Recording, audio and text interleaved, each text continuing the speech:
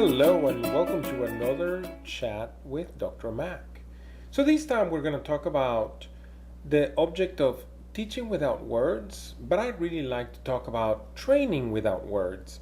So there's a difference between teaching and training, but don't worry, today we're not going to talk about the difference between the two. We're simply going to, for our purposes, we're going to talk about training.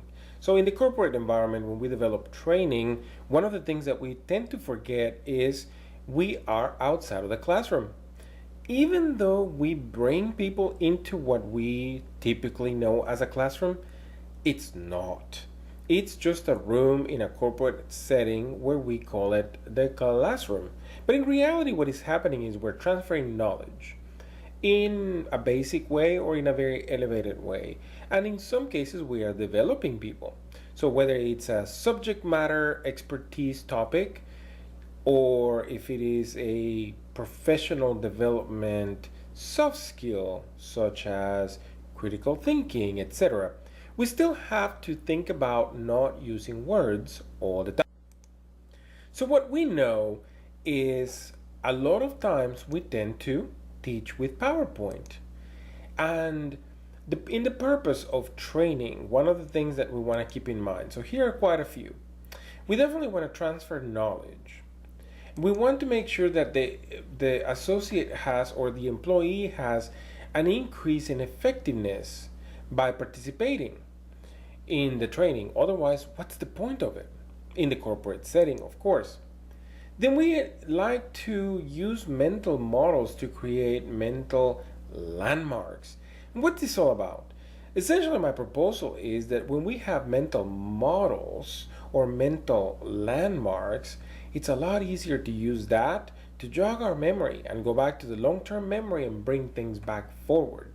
And many a times we have looked at some advertisement or we have looked at some phrase and we want to use it in the workplace or we want to use it in a certain situation, but we just don't remember exactly how it goes. Has that ever happened to you?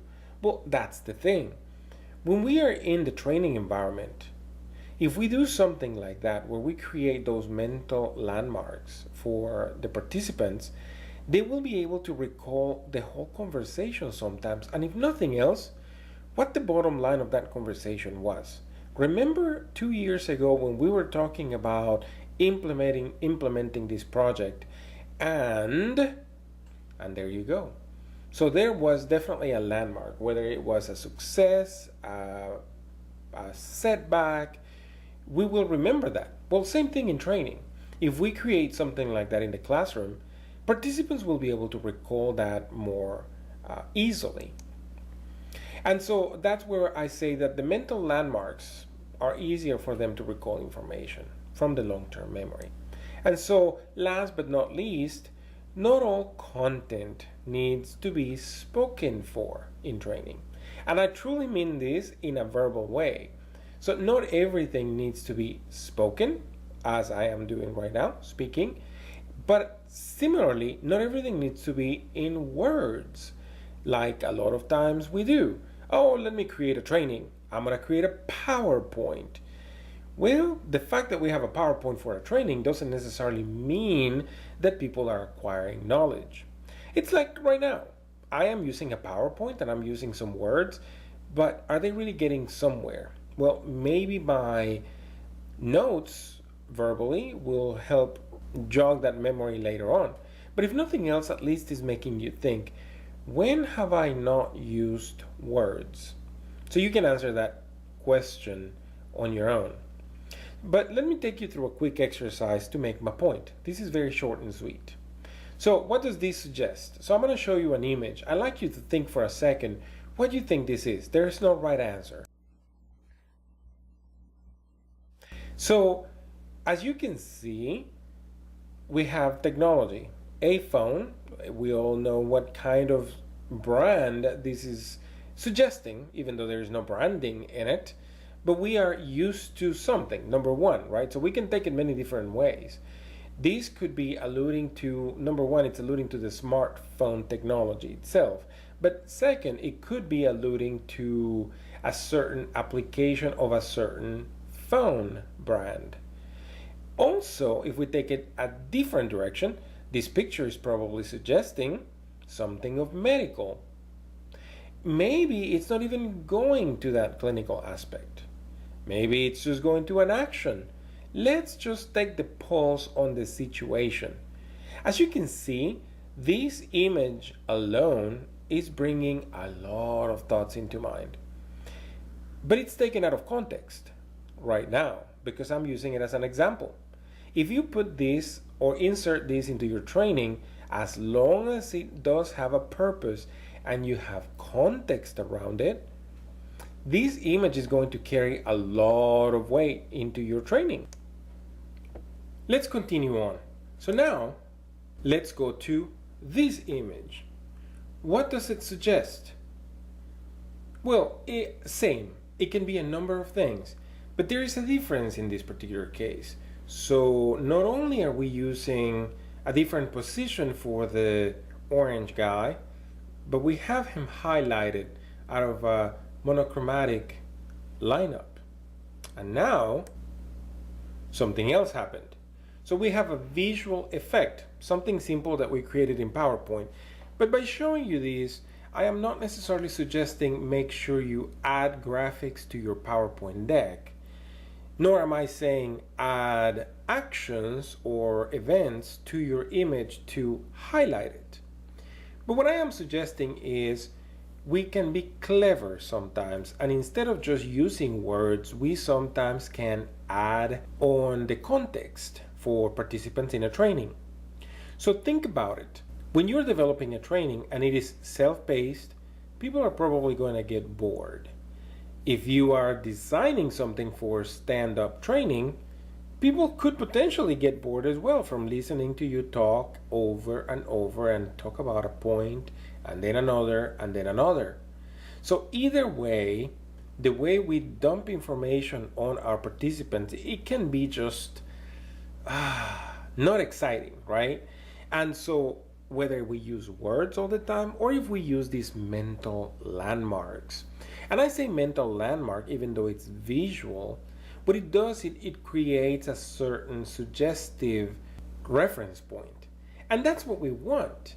We want people to figure out a reference point, whether it's by a word, by an image, by a phrase spoken, by a sound, or even by an activity.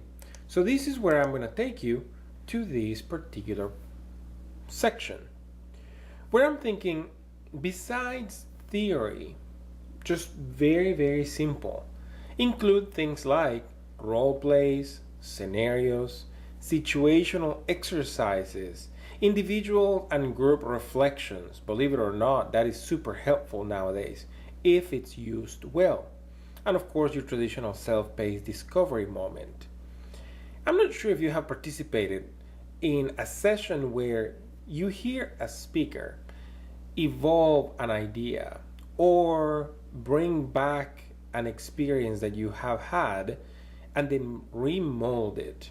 That's what I personally call shifting a paradigm sometimes, because remember, when we are asking someone to modify their behavior, we can only suggest it. We cannot demand that, especially if it's a training in the corporate environment. If you're in the military, that perhaps is a little bit better. That environment lends a little bit more for that. But if you are in the civilian world, then you have to use one of these actions or activities to suggest the adoption of a different behavior. So let's talk about the role plays, for example. Those are usually helpful for people to realize what happens when a certain behaviors take place. Also, it helps them realize how their attitude contributes or detracts a situation. The scenarios are also very good when you want people to think critically about how to apply certain information you have given them. Situational exercises are very similar, except those are more like the hot spots, or I'm going to put you on the spotlight type of scenarios, where impromptu they have to decide how to react. That sometimes helps also not only create a shock factor, but it also suggests do you really want to behave this way going forward? Because look at what can potentially happen. And so you can make a point, right? Also, the individual group or group reflections, those are very helpful when you want people to introspectively realize how they are grabbing the information and then how they are assimilating it. And of course, the self-paced discovery moment is just something I definitely will not go into the meditation arena, but it's like that, where people in the meditation, of course, is different because you're trying to clear your mind. But in a self-discovery moment, what you're wanting is the participants of a training to realize how the content is really going to help them or how they really should be thinking about it. And so, like that, I'm suggesting when you create a training, make sure you change the speed of it. Not everything has to be information dump. Sometimes you can ask them to do something with that information, and that is some of these activities in case. So the call to action from this conversation are two things. When you're developing a learning solution or a training, think outside the box and don't default to the usual PowerPoint or paragraph. Sometimes you can be creative and help the participant get that mental model by means of a mental landmark, whether it's a visual, an audio, a psychomotor activity, or even a reflective exercise. I hope you guys have taken something out of this and that you incorporate these ideas of teaching without words in your next training event. Thank you guys. Until next time.